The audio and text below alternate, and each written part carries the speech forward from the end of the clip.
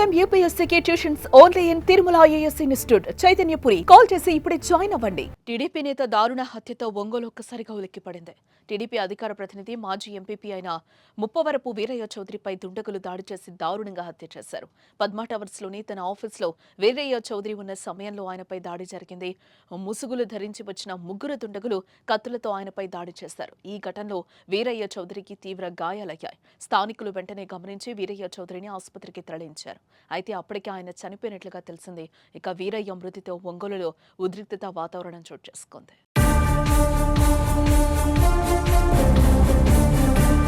TDP నేత వీరయ్య చౌదరి హత్య ఘటనపై మంత్రి నారా లోకేష్ తీవ్ర దిగ్భ్రాంతిని వ్యక్తం చేశారు. ఒంగోలులోని తన కార్యాలయంలో వీరయ్య చౌదరిని దుండగులు అత్యంత కిరాతకంగా నరికి చంపడం దారుణమని అన్నారు.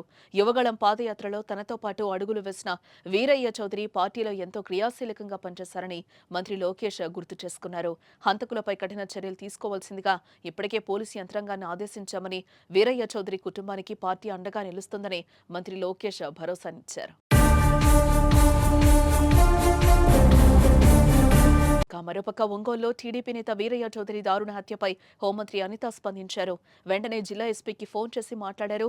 వీరయ్యను చంపిన నిందితులను తక్షణమే పట్టుకోవాలని ఆదేశించారు. హోంమంత్రి ఆదేశాల్లో నిందితులను పట్టుకునేందుకు పోలీసులు రంగంలోకి దిగారు. బృందాలుగా ఏర్పడి నిందితులను పట్టుకునేందుకు వేట సాగిస్తున్నారు. వీరయ్య చౌదరి హత్యపై ఎప్పటికప్పుడు జిల్లా పోలీసు యంత్రాంగంతో పోలీసులు ఉన్నతాధికారులతో హోంమంత్రి మాట్లాడుతున్నారు. టీడీపీ నేత వీరయ్య మృతితో ఒంగోలులో హైటెన్షన్ వాతావరణం నెలకొంది. దీంతో ఎలాంటి అవాంఛనీయ ఘటనలు జరగకుండా పోలీసులు బందోబస్తును ఏర్పాటు చేయనున్నారు. మరోపక్క సాయంత్రం వీరయ్య చౌదరి అంత్యక్రియల్లో ఏపీ సీఎం చంద్రబాబు పాల్గొనున్నట్లుగా తెలుస్తోంది. ఈరోజు చాలా దురదృష్టకర సంఘటన. తెలుగుదేశం పార్టీ మండల పార్టీ అధ్యక్షులు, అదేవిధంగా మాజీ ఎంపీపీ వీరయ్య చౌదరి గారిని ఈరోజు అతి దారుణంగా కిరాతకంగా చంపడం అనేది చాలా దురదృష్టకర సంఘటన. ఒక్కసారి ఆ సిచ్యువేషన్ చూస్తేనే కొంచెం చాలా ఇబ్బందికరంగా ఉండే పరిస్థితి.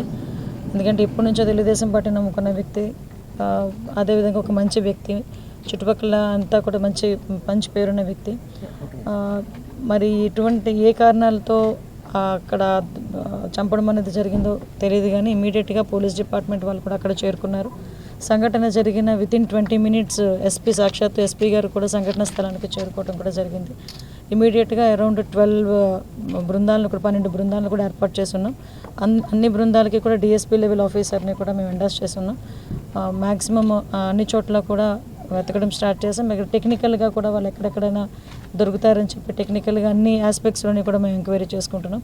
యాజ్ వెల్ యాజ్ పాసిబుల్ నిందితులు ఎవరైతే ఉన్నారో వాళ్ళని పట్టుకొని శిక్ష పడే వరకు కూడా మేమందరం కూడా చేస్తామని చెప్పి మీ అందరికీ కూడా తెలియజేసుకుంటున్నాం.